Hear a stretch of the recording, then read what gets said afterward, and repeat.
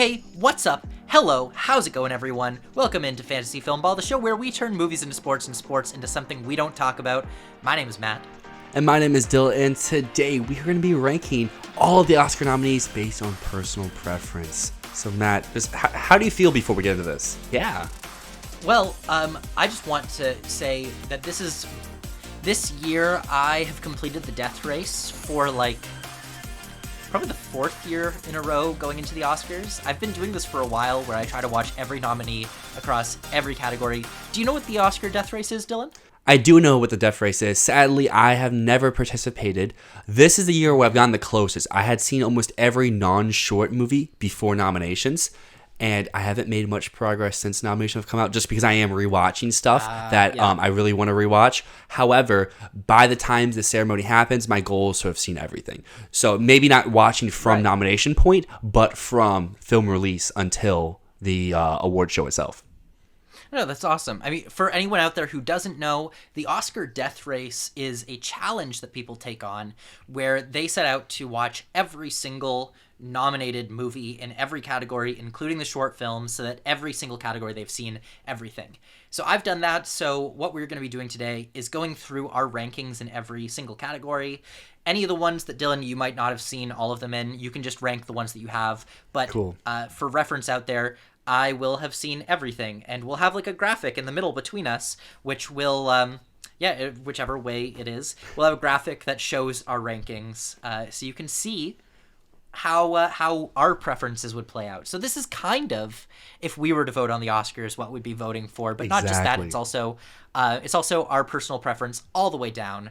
So should we start at some of the smaller categories or start at Best Picture, Dylan? I think we start big. Best Picture. So, Best Picture. Let's get right into my ranking. Number 1, I've got Everything Everywhere All at Once. Number 2, Women Talking. 3, Triangle of Sadness. Little controversial there. Number 4, The Fabelmans. 5, Tar. 6, All Quiet on the Western Front. 7, Avatar: The Way of Water. 8, Top Gun: Maverick. 9, Elvis. And 10, very controversial, The Banshees of Inisherin. But all of these movies are either an 8 out of 10 or above. I mean, you may say your list is controversial, but your list is your list, because if your list is controversial, mine will be even more. Because at number 1, I have Avatar: The Way of Water. At number 2, I have Elvis. 3 is Everything Everywhere All at Once. 4 is Women Talking. 5 is Top Gun: Maverick. 6 is The Fabelmans. 7 is All Quiet on the Western Front. 8 is The Banshees of Inisherin. 9 is Triangle of Sadness. And number 10 is Tar. But for me, all these movies are either a strong 6 or higher. That's pretty good. That's pretty good. I mean, we both like all of these movies, so no matter what our ranking is, and I'm going to say that before we go into any other categories, even our number 5, a lot of the time we'll probably really like it. So this ranking is not to say number 1 is great, number 5 is shit. A lot of the time, our last place is still going to be excellent. It's just that the category is so strong. Exactly. But do you have any takeaways before we move to Best Director? I just like how variant our list is. Like, it would be kind of boring if your number 1 through 10 was my number 1 through 10, and like your number 1 was my 1 and stuff like that. So like, I think that's what's most interesting about a preferential ballot and stuff like that. You can see specifically how people rank stuff, because, for example, if you just had to say what's your favorite in each category, people could just be like, oh, sweeping, Everything Everywhere wins everything, or Avatar wins everything. But when you get to see how they physically place it, you can see like, oh, well, they still really like this movie, even if it's not their number 1 slot. But let's move to Best Director, where my rankings are number 1, Daniels. 2, Ruben Östlund, Triangle of Sadness. 3, Todd Field, Tar. 4, Steven Spielberg, The Fabelmans. And 5, Martin McDonagh, Banshees of Inisherin. I'll preface this by saying I don't think any of these 5 are in my personal lineup, but that's not a knock to anyone here. I still really like it. And before we continue, everyone out there, let us know, like, when we hit categories, you can either rank them yourselves or just be like, hey, these are what I love from these. But for director, for me, I also have the Daniels at my number 1 spot. I have Spielberg at 2. I have Field at 3. Östlund at 4. And McDonagh at 5. Honestly, I think no matter how much people love Martin McDonagh, he makes sense as a number 5 in director, just because that film isn't doing as much as some of the other films are. You know Yeah, what I I mean? would say unless they just really don't like one of the other movies, because the reason they don't like it stems from the direction. Like, if you don't like Everything Everywhere, I get it's probably the screenplay or just how like Yeah. bombastic it is. Tar, it's very much a director's movie. Fablemans is literally about the director, and Triangle of Sadness is also another writer-director. So, like, to me, Yeah. McDonough makes sense for the 5, but I also would understand why someone else would have someone lower. So let's go to Best Actress, and this is one of the most competitive categories. But for me, this lineup has to go Michelle Yeoh, Everything Ever All at Once, Kate Blanchett, Tar, Andrea Riseborough, To Leslie, Michelle Williams, The Fablemans, and Anna de Armas in Blonde. I really like all 5 of these performances. So to me, and like for example, if we put this in the COVID year, all 5 of these performances would win the category for me based off of who was nominated. So with that to be said, I like all of these. 1 is Blanchett, 2 is Yeoh, 3 is de Armas, 4 is Riseborough, and 5 is Williams. But still, Williams for me is very strong. It's a very good performance to be in that 5th slot. That's completely fair. Honestly, like I think that, like you said, this is a great year for the Oscars. There are very few nominees in any category where I'm like, why the hell is that there? Very few nominees like that. So Best Actor, I have Colin Farrell, The Banshees of Inisherin, Bill Nighy, Living, Brendan Fraser, The Whale, but 2 and 3 could swap day by day. But right now it's Nighy, then Fraser. Then Austin Butler, Elvis, and Paul Mescal, Aftersun. Which I just want to preface, Paul Mescal I think is wonderful in that film. It's not that his character requires less, it's that it's such a subtle performance. That I think that the rest of the actors, they're all great, but Paul Mescal's performance, in my mind, is just a little bit less dynamic because the character is so stoic. No, I definitely get that, because if it makes you feel better, he's also my 5. Not anything to his abilities or anything like that. Just, it's not really my he's type great. of performance. It's not just something I normally resonate with. So for me, my number 1 is Austin Butler. My number 2 is Colin Farrell. Bill Nighy's in 3. Fraser's in 4. And Mescal's in 5. Nice. That's completely fair. Completely fair lineup right there. So supporting actress, this is a crazy category because they're all Yes. so talented. But for me, I have to go Stephanie Hsu, Everything Ever All at Once, Hong Chow, The Whale, Jamie Lee Curtis, Everything Ever All at Once, Angela Bassett, Black Panther Wakanda Forever, and Carrie Condon, The Banshees of Inisherin. And again, Carrie Condon, it just comes down to the role for me. The same as Paul Mescal. I just don't think that Siobhan in Banshees is a big enough role to really show everything that I think Carrie Condon was giving there. The same thing with Angela Bassett. But otherwise, the top 3 for me, I think, are all spectacular. And I really do like Bassett and Condon, just the roles aren't as showy as the top 3. What I love about this category this year is you could probably take the top 15 people and any of them were nominated, they would still be a worthy nomination. Like, that's just how, like, when people say stacked, some people think, you just mean the people who were nominated. Supporting actress was so deep. Like, to me, there was no standout number 1 from that top 15, but if most of the people in the top 15 made it, I would be like, yeah, they're like, they could win, like, sort of thing. But for me, versus the category, Best Actor, which was not deep, but it's a strong lineup of 5, but it's not a deep category. I agree, and I think that's my take for supporting actor up next. I think the 5 that made it in are very strong, but it's not very deep after that. But for supporting actress, I would be pretty much the same as you: Sue, Chow, Jamie Lee, Condon, then Bassett. The top 3 for me are either in my personal lineup or in my top 10.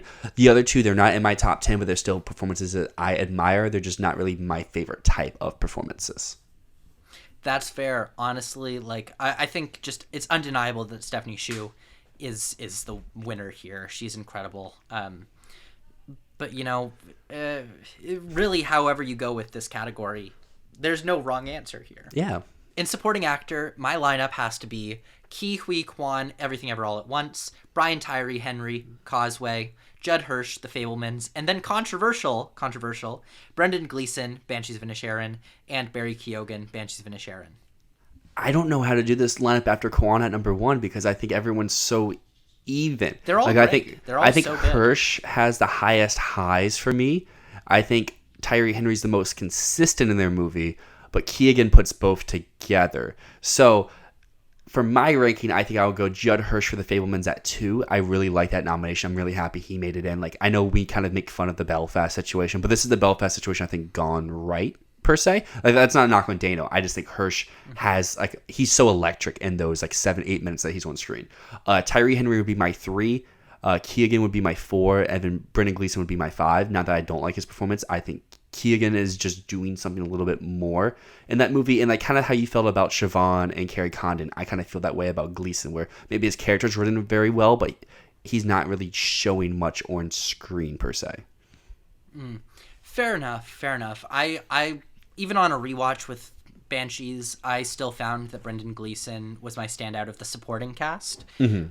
I think that he shows sadness in such an interesting way. But again, all of these 5 are great. So, best original screenplay. My lineup is controversial here. It really is. And I know people are going to be mad that the presumed winner is my number 5. But let's get into it. Everything Ever All at Once, Triangle of Sadness, The Fabelmans, Tar, Banshees of Inisherin. I have Everything Everywhere at 1. I don't really know how to rank the rest because they're all kind of even for me. Like each screenplay has its positives and its negatives to me. So I think I put Fabelmans at 2, Banshees at 3, Triangle at 4, and Tar at 5. But that makes sense for you. But every day it could kind of adjust. Like I think Triangle maybe has the highest highs of any of those 4 movies, but also I just had some really big problems with it. Tar just ends like not well for me. Banshees I think Fabelman's the most consistent of that's why I would put it at 2. Like I had no real issues with the Fabelman screenplay, but also nothing really stands out to me the most. But next up, best adapted screenplay. My lineup is Women Talking, Glass Onion, All Quiet on the Western Front, Top Gun Maverick, and Living. Guess what? We had the same lineup. Ooh, snap. I mean, I there would be a real issue here if you had Women Talking anywhere but 1. I think that anyone who doesn't have Women Talking at number 1, there's an issue, or they haven't seen the movie, which is an issue. And they should rectify that and see the movie. Go watch it, please. But otherwise, I mean, these are all strong. I mean, I know a lot of people ragged on Top Gun Maverick's script, but I mean, we talked about this on the show before, and that's another thing. If you want us to go more in depth on any of this, just go and check out our respective episodes on any of these, because we've talked about basically all of these movies. But one thing I'll say, Top Gun Maverick, the script is really not that bad. It does what it needs to do, and it just barely edges out Living. Both of them are very strong 9 out of 10s for me. But I think Top Gun just does what it's trying to do a little bit better than what Living does. But they're both great. Yeah, I'm a defender of Top Gun's screenplay nomination. Like Matt mentioned, go watch our Best Picture Revisiting series for Top Gun Maverick. Both of us and our guests kind of go into why that screenplay works for us, and then me and the guests also say, like, hey, this is why we think it should have been nominated.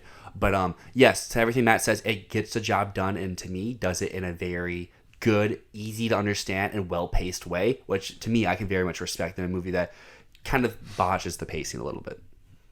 Mm-hmm. Let's move to Best Cinematography. This lineup is one that I think we've ragged on quite a bit. Will be very different. It's a bit of a shit show, this category. It's all over the place, and they didn't nominate some of the ones that were expected to be there. But that said, I mean, I have a lot of respect for all of these nominees right here. So my lineup would be All Quiet on the Western Front, Bardo, False Chronicle of a Handful of Truths, Tar, Empire of Light, and Elvis. What's a personal episode without putting Bardo on it? Because Bardo is my number 1 for cinematography. Of course, it's great. Yes, Bardo's cinematography is great. I'm just glad that this proves to me, at least, like, hey, a movie can be divisive and not liked overall, but they can still respect a craft work. Because, like, you can say what you want about a lot of other movies, but, like, they were still, like, across-the-board players. Bardo and, I guess, Empire Light as well were both kind of panned movies overall, but people were acknowledging, like, hey, this technical aspect was worthy enough of a nomination. So Bardo's 1 for me. Elvis would be 2. All Quiet at 3. Tar at 4. And Empire of Light at 5. I know I just said Bardo's pan movie with very good tech. To me, Empire of Light's a pan movie with not a good tech. But everyone's different. I understand people who love Roger Deakins' work. To me, this was just not in his maybe top 70% of his work. Fair enough, man. Fair enough. But let's go to editing, where the nominees, in my personal order, are Everything Ever All at Once, Tar, Top Gun Maverick, The Banshees of Inisherin, and Elvis. I still need to rewatch Elvis and Everything Everywhere in our revisiting series. I have seen both of these movies twice, but I have not watched them since they were both in theater, so I think the last time I watched one of these would have been in July. So, at least from what I'm remembering, I'm putting Maverick at 1, Elvis at 2, Everything Everywhere at 3, Banshees at 4, and Tar at 5. However, a rewatch could move Everything Everywhere or Elvis up or down on the list. Yeah, this is one where I'm fine with all of these nominees, but personally, I think I'd only have the top 2 in my personal 5. But that said, I mean, I'm still on board with Top Gun. I think has great editing.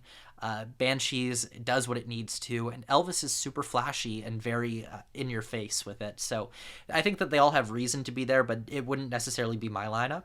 But let's go to costume design, where my picks would be Black Panther: Wakanda Forever, Everything Ever All at Once, Mrs. Harris Goes to Paris, super underrated, so glad it's here, Elvis, and Babylon. And Babylon's the only one that I don't think I really love what was done with the costumes on this film. But still, you know, it has something for it. For the memes, I kind of just want to go in the reverse order of you, but that wouldn't be true. Because for me, I would put Everything Everywhere at number 1 just for how stylized, how different they are. Because maybe I think Elvis's costumes are better, but I like what Everything Everywhere is presenting to the table a little bit more. So for me, those are 1A, 1B type of thing. Take your pick. I would put Mrs. Harris at 3, like you mentioned, very underrated. A movie that's not really talked about elsewhere, but its costume work is very well done. I'd put Babylon and Black Panther as my 4A, 4B. I don't have any issues with them, but also they're not to like the level of the stuff above for me. See, for me, Black Panther, I still kind of hope that this can pull off a surprise win in this category. Because goddamn, like Ruth Carter reinvented every single look in this movie, and everyone looks so fresh and stylish, and it's just like, that is what costume design in movies should be. It's just the best version of what this situation could look like and what everyone could look like. It's fantastic. So let's go to Best Makeup and Hair, where the nominees are All Quiet on the Western Front, The Batman, The Whale, Black Panther: Wakanda Forever, and the silly prosthetics in Elvis.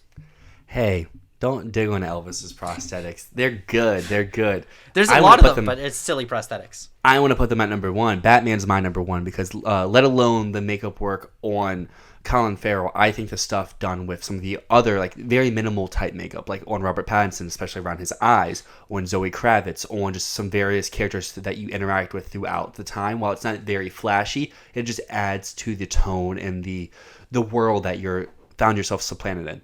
Then I would put All Quiet at 2nd. Originally, this would be a lot lower, but on our rewatch during our Best Picture series, I really liked the work that was done throughout the movie, whether it was on the dead soldiers or on Paul and his comrades as they continuously go through the horrors and the trenches of just shit, I guess, for lack of terms of what they had to go through. Yeah.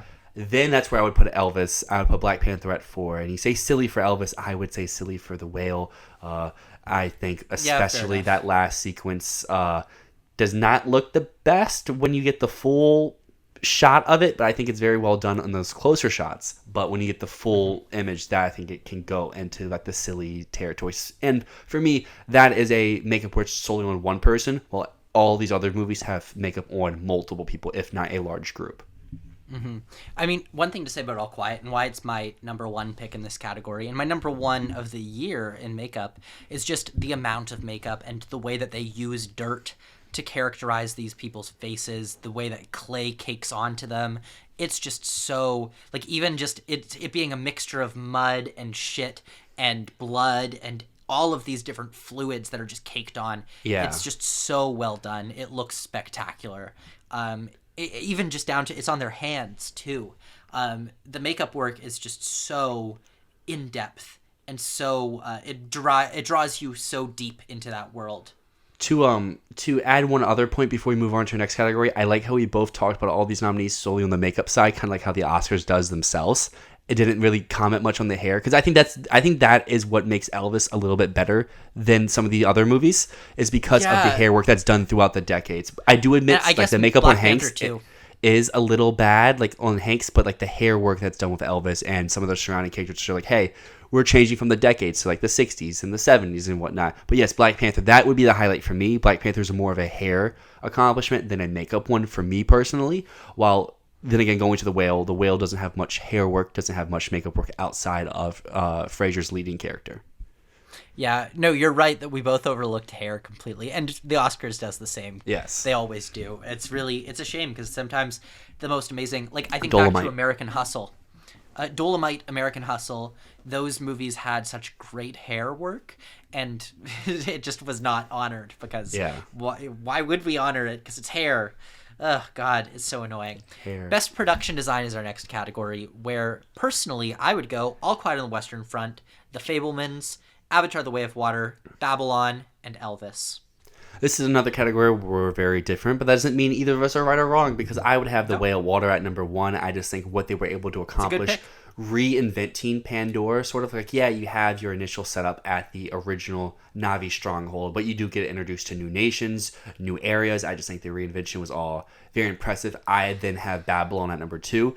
I am a sucker, like the Academy is, for old Hollywood type stuff. Those big buildings, very bombastic, especially when they're on movie sets. That stuff is just very cool to me. All Quiet would be at my number 3. Elvis would be at 4. Fabelmans would be at 5. It's not as bad to me, but like the same kind of critique that's used on Elvis, like, hey, can you really name any of these sets? I can use that for the Fabelmans. Like when I think of production design, I'm not really thinking of anywhere specific in the movie, even though all of the houses and all of the places that they do find themselves are all very well crafted.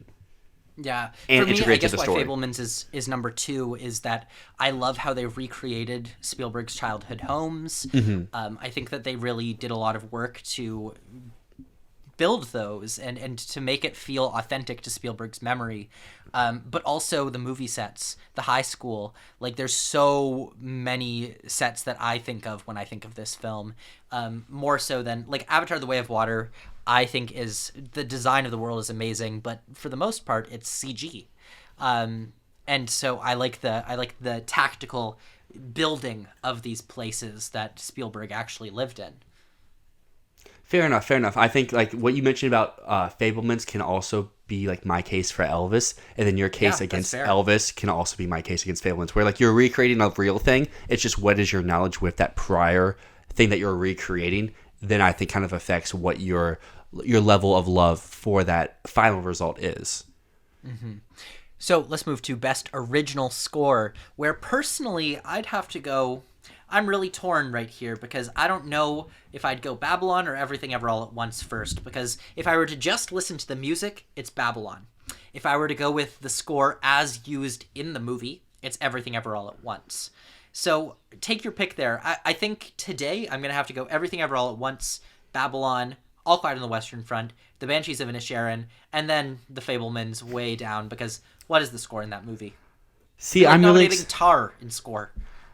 I'm really excited to rewatch Everything Everywhere because I did not pick up on the score at all my first 2 viewings. Like when people are talking about the score like around like November, like when the Guild season was kind of starting and people were throwing nominations out there, like I don't recall like a score that often. But I've seen some like comments online and some like writing pieces like, okay, I'm really interested now to rewatch the movie to pick up on those themes, on those scores throughout. Yeah. So for me, I would go Babylon, Banshees, All Quiet, Everything Everywhere, Fabelmans, for the same reason that you mentioned. But like I mentioned before, when I rewatch Everything Everywhere this upcoming week, I can re-listen to the score. It probably will rise itself up at least above All Quiet, and then Banshees will be probably the place. For me, Babylon's probably unsurmountable at the top, but I'm willing to be to take my words back when we regroup next week. Again, what I'll say is I think Babylon, the score of that movie is better listened to as an album on its own. I don't think it fully works for the movie. Like, it works for the movie, but it's not always helping the movie. Sometimes it's overriding the movie. Whereas some of the other movies here, the score works in tandem with the movie. Mm-hmm. Babylon, the score for me, if I'm just listening to the album, which I have done, that score is a 9 out of 10, almost a perfect album. I've listened to that album while working out because it gets me so pumped. Yeah, Babylon Hive. Like, I think it's Call Me Manny is the song that I had on loop while I was doing cardio once, because I was just like, this song gets me so amped and it gives me a pace. I love it. But I do think that some of the other movies, the score works better with the film, and that's Fair enough. I feel about Everything Everywhere. But let's go to Best Original Song, where I would go Natu Natu from RRR, Lift Me Up from Black Panther Wakanda Forever, This Is a Life from Everything Everywhere All at Once, Hold My Hand from Top Gun Maverick, and God fucking damn it, why do I have to keep watching shitty movies for Diane Warren? Applause, Tell It Like a Woman. This movie fucking sucks. It sucks. That's just it. In defense of Tell It Like a Woman, looking at the poster, there's at least notable actresses' names on there. So it's not like you're watching just like a random like B movie. You're at least watching stars, just maybe not their best movie. You asked me a week ago, 2 weeks ago, my order for the other four completely different. But with rewatching Top Gun Maverick, hold my hands at number one. I love the way it's integrated into the film. The score, like the orchestral version of the song, is played multiple times throughout. So when we had that ultimate climactic ending with the plane going off into the sunset with the song playing, it just hits so much harder. So for me, I'm a very big person that the song has to have some sort of emotional resonance to the movie. That's why it was lower to me at first, because I never really noticed that the first few times I watched the movie. But when I rewatched it for our series, I was like, okay, number one. Not Tu's at 2 for me. It's the only other song that's actually in the movie, so it works. Then for me at number 3 is Lift Me Up. This is probably my favorite song on its own, but it's a end credit song, even though it's kind of a mid credit song because it's between two sequences just during the credits. I think its placement works very much for the movie. However, personally, that does ding a point that it's not actually during the movie. And This Is a Life would be my number 4. It's not a bad song. I know I'm in the minority in this, especially in our group. It's just not really my type of thing. Mm-hmm. I think you might raise This Is a Life up just a little bit once you rewatch the movie, because it is like Hold My Hand. The themes of This Is a Life keep coming back through the movie, so that by the end, when you finally hear it, you're like, oh, this is the themes that I was hearing as leitmotifs this entire time. Then I'm really excited because I think I'm either watching that tonight or on Monday. So very soon I get to see it. That's great. Okay, best sound. I have All Quiet on the Western Front, Elvis, The Batman, Top Gun Maverick, and Avatar: The Way of Water. I love this category. I think this is the best category it's a at great the Oscars. Category. Like they picked, all of these are great. Like, yeah, not like best as in like the quality, but like as in like they did the right choices for me personally. I think I have 4 of these 5 in my personal 5, and number 5 is like number 6 in my personal lineups. Like they pretty much hit what I wanted to see. With that being said, though, the Batman's at number 1. It may not have the most impactful like fighting or music sequences, but kind of like my makeup pitch for it. It's the world building. It's Pattinson's Batman walking down the hallway. You hear the clinking of the boots. It's the startup of the car. It's the rain. It's all of this stuff that really just adds to this rendition of Gotham City and this rendition of the Batman. Number 2 for me is Elvis. I am, like I said before, a little bit of a sucker for some Oscar bait and music stuff. That's something that I'm always going to put in the sound category if it's done well, because someone who works sometime in like concerts or in music scenes, I can really pick up when stuff's done wrong, when it's dubbed, when it's slightly off. So when stuff is working on all cylinders, I can very much appreciate after that. This will probably sound a little weird coming from me, but Top Gun's at 3 and Way of Water's at 4. You would think the Avatar guy would have Way of Water at number 1. I think it's very well done. Just as I mentioned before, Elvis and Batman fit more specific things I'm looking for, and Top Gun immerses you so well into that world. All Quiet's number 5. It's not bad to me. It's really good. As I mentioned, it's my number 6 in my personal ballot. It's just I like specific things about all the other ones above, even though if All Quiet is so exceptional. I will say my reason for All Quiet being number 6 may be the fact that this is the only movie on this entire list that I did not watch in a theater. Yeah. Well, I mean, I think that this is the highest that I've put Elvis in any category, and the reason I have it there is just the way that the soundtrack mixes in and out of the world is exceptional. Like the sound mix, bringing those songs into this era. Dear Lord, it's so well done. I think even back in our first review, way back in May or June when we talked about this movie, that's what I talked about, was just how impactful the sound mix was. But visual effects is the next category, where it's Avatar: The Way of Water and everything else doesn't matter. But Avatar: The Way of Water, The Batman, Black Panther: Wakanda Forever, All Quiet on the Western Front, and Top Gun Maverick. All good, but I feel like Top Gun Maverick, I still haven't been convinced as to what the visual effects were in that movie. Even watching a VFX breakdown, I was like, okay, so you had planes and then you painted other planes over top of them, and that's the VFX. Yeah. I have Way of Water as my number 1 as well. I don't think anyone should have anything else unless you just didn't watch the movie. Batman's my number 2. All Quiet's 3. I have Black Panther at 4 with Top Gun at 5 for what you said. However, I don't think the visual effects in Wakanda Forever are that well done, especially when you compare them with Way of Water or even The Batman for another like comic book type Yeah. movie.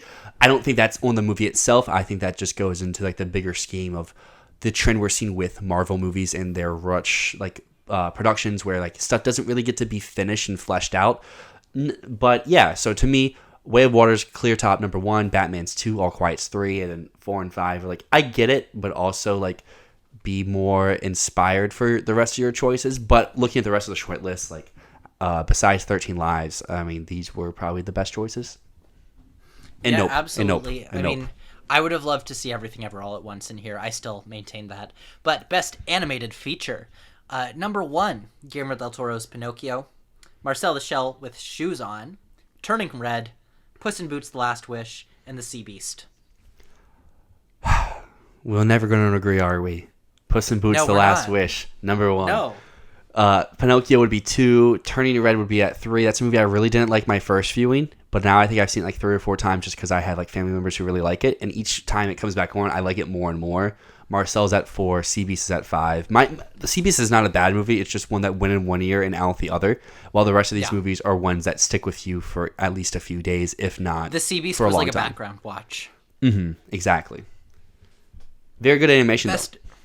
Yeah, very beautiful animation, and I think that it maybe got in on the back of just having such beautifully clean animation.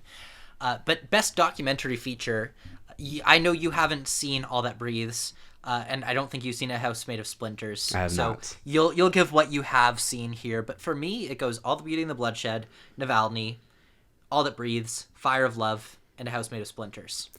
For me, All the Beauty and the Bloodshed's at my number 3 slot. It's not bad. It's very well crafted. Just to me, for like what I go to documentaries for, it wasn't really up my alley. It's a little too like purely research based with not much like flair to it. On the other hand, Fire of Love is a movie that has a lot of flair, so that's why it's my number 1. It was, I think, doing essentially what All the Beauty and the Bloodshed was doing, just in a more artistic way for me. Where like obviously All the Beauty and the Bloodshed has its own artistic vision, just didn't really match with like the type of artistic vision I kind of go to documentaries for. Navalny's at 2. I think it's the most fun movie of the 3, but I don't know how much I really learned from Navalny compared to Fire of Love, where I learned a lot. I think you're really going to like All That Breathes when you get to see it, so I look forward to that. International feature is our next one, where for me it goes All Quiet on the Western Front, EO, Close, The Quiet Girl, and Argentina 1985. I have seen the top 3 here. I've not seen Argentina or The Quiet Girl. I kind of just neglected watching Argentina. I was like, it's not going to get nominated. It's not. It's the fake movie this year. And then it got in. I was like, well, now I have to watch it. But for me, I guess Decision to Leave was the fake movie. yes, there was. So this is a really good international line from the 3 that I've seen. Like these are probably my 3 favorite international movies. 4 if you want to throw Bardo in there. But All Quiet on the Western Front just sadly happens to be my number 3. It's really good. Like really good to my like top 21, 22 movies of the year. Just like the other 2 just hit with me harder. Close would be number 2. It was my favorite of these 3 on an initial viewing, but it's kind of like lacked off a little bit the further I get away from it, with EO being number 1. It's one that I saw right around the time I think I saw all 3 of these movies within a week of each other, actually, because All Quiet opened the week before the film festival, and I saw EO and Close both there. But EO is just one that's resonated with me and stuck with me all this time, and I'm just very much anticipating once it comes out for home viewing to watch it again. So for the next 3 categories, these are the short film categories, and I don't think you've seen any of these. Maybe you've seen An Irish Goodbye? I've seen An Irish Goodbye, and I think when I saw Women Talking the other day, they let me in the theater a little too early, and they were playing the animated shorts, and I think I saw the end of the ostrich told me the world is fake, and I think I believe him, but I don't know if that was it. But the animation style It would looked have similar. been. I mean, was there an ostrich? There was a cat. There was not an ostrich, but the animation style looked the same. But I saw like the yeah, it last would be minute. that one. I saw like the last minute. Yeah, then, yeah, you saw that one. So, Okay. Let's start with animated short, where personally I go The Ice Merchants, which is a beautiful animated film, and it should win. The Boy, the Mole, the Fox, and the Horse. It's a bit childish, but it's very sweet. The Flying Sailor, not much to say about this film. It's well animated and not much happens. And then these 2, I don't really like these 2, but maybe I'm probably wrong about them. An Ostrich Told Me the World is Fake, and I think I believe him, and My Year of Dicks. Not a fan of either of those 2, but I should give them a rewatch. Then, Best live action short. My lineup would be The Red Suitcase, which is incredible, and Irish Goodbye, which will probably win because it's the one English language film here, and it's funny. It's very funny, right, Dylan? It is. Yeah, I really liked it. I definitely get the point of this as Banshees, but a lot smaller. I like Banshees more, but it was good. And then Le Pupille, which is a lot of people's predicted winner, but I don't see it happening. Night Ride and Ivalu. Not the strongest category. I would personally say that I think the strongest category we've got here has to be animated. There's a lot of really good ones in animated. But let's move to Best Documentary Short, where personally I go How Do You Measure a Year, which is so sweet, but it's not a winner. And then The Elephant Whisperers, Stranger at the Gate, which is very well done, but super misguided. And then Haul Out and The Martha Mitchell Effect. And that wraps up all of the nominees in every single category, ranked for your viewing pleasure. Now you can look and see all of our horrible choices that we've made, or good. I don't know. It's up to you. I think they're good choices, but maybe you don't. So there are personal choices. Yeah, there are personal choices. Our personal choices. Yeah, and it's funny because I think we've talked about all of these at some point on the show, but we've never put them all in one place. So now you can go back and for reference be like, oh, this is what they thought on every single category. 100%. But anyways, thank you so much for watching. This has been so much fun. It's something that I always love doing every year, is watching all of these nominated films. But anyways, thank you so much for joining us. My name is Matt. And my name is Dyl, and this is Fantasy Filmball.